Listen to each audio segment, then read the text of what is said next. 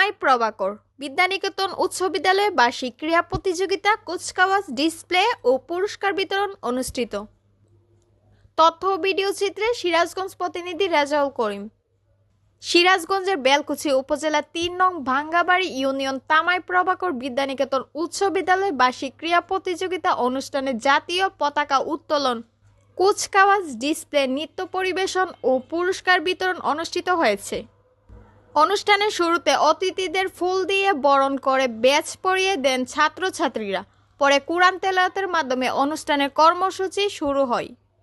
বার্ষিক ক্রীড়া প্রতিযোগিতা অনুষ্ঠানে পায়রা অবমুক্তকরণ ও বেলুন ফেস্টুন উড়িয়ে খেলার শুভ উদ্বোধন ঘোষণা করেন উক্ত খেলার প্রধান অতিথি বেলকুচি উপজেলা সহকারী কমিশনার ভূমি ইসরাত জাহান।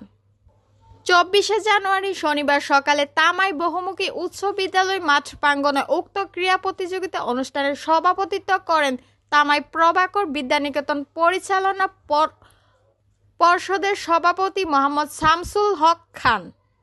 সম্মানিত অতিথি হিসাবে উপস্থিত ছিলেন deputy attorney general of Bangladesh advocate Sheikh Mohammad Ali, Rajshahi বিশ্ববিদ্যালয়ের material science and engineering professor doctor M Asadul Haque, বিশিষ্ট সমাজসেবক ও শিক্ষানুরাগী আলহাজ ফজলার রহমান তালুকদার, বিশিষ্ট সমাজসেবক আলহাজ সুলাইমান হুসেন মোল্লা, বেলকুচি থানা অফিসার ইনচার্জ শেখ ফরিদ উদ্দিন, তামাই বহুমুখী উচ্চ বিদ্যালয়ের প্রধান শিক্ষক আব্দুল হামিদ সরকার, প্রভাকর বিদ্যানিকেতন উচ্চ বিদ্যালয়ের প্রধান শিক্ষক সহ অত্র প্রতিষ্ঠানের সকল শিক্ষক শিক্ষিকা ও ছাত্রছাত্রী ও মাঠের চারদিকে হাজার হাজার দর্শনার্থীরা উপস্থিত ছিলেন।